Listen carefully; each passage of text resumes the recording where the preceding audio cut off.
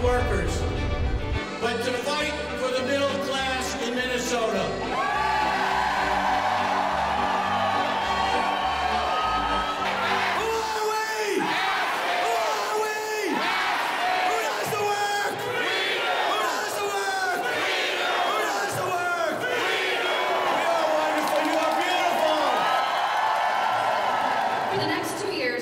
The state of Minnesota is facing a $5 billion deficit. And you know what? Just like Wisconsin, public employees are not the cause of this deficit. The cause of this deficit is unfair and irresponsible tax cuts given to the very richest Minnesotans and big corporations. This budget crisis is not a spending crisis. This budget crisis is a revenue crisis caused by those tax cuts for the rich. One of them representatives, Keith Downey from Medina. He says we need to tame the beast. Let me repeat that. He calls state public employees beasts. Well, I'm here to tell you, Representative Downey, here we are. Come see us. We are not beasts. We are not beasts. We are not beasts. We are not beasts.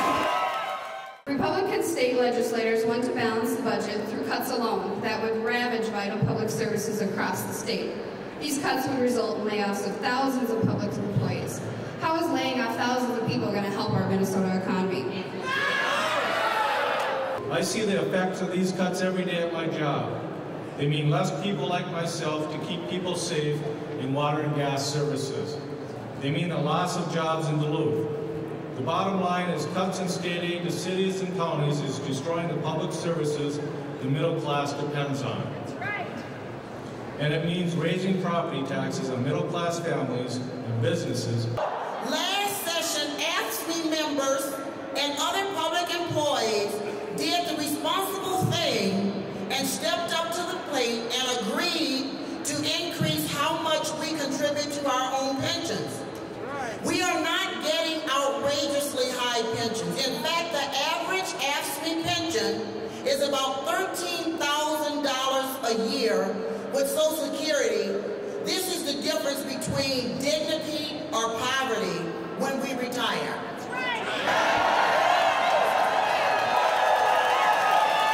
There are bills up in this Capitol right now that would destroy our union in Minnesota, our right to collectively bargain, and they want the state constitution amendment on the ballot that would make Minnesota a right to work for less state. This is not just an assault on every union member and public employees, it's assault on every middle class. Workers in the right to work states make $5,000 less a year than workers in other states. These Republicans want us to be on our own while they take care of the rich. Is that fair? Is that just? We do the work and we're proud of it.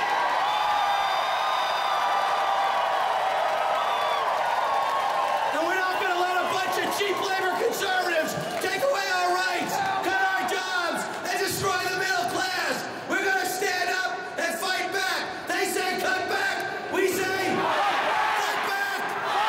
Cut back. Cut back. Cut back. It terrifies me. It terrifies me. They keep talking about saving money, but they're not worried about saving people. We got people out there that are getting sick, people that are getting serious diseases because they can't afford to get the immunizations that they need. To them, it's all about dollars and cents and not the human value of what I do. So it doesn't surprise me, but I am kind of pissed off. They're trying to take us back to where times before there was a labor movement. And it scares me. My mom, back in the 70s, struck for AFSCME to get the right to collectively bargain, and now they're trying to take that away from me. It doesn't seem right. They're saying that what I'm doing here, it has no value, it has no merit. You know, the schools really are the thing that created the middle class.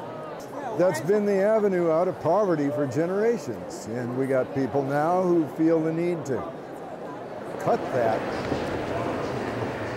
This is a list of 50 bills that hurt workers, public and private, and one of them is the bill that you've offered as the right to work state.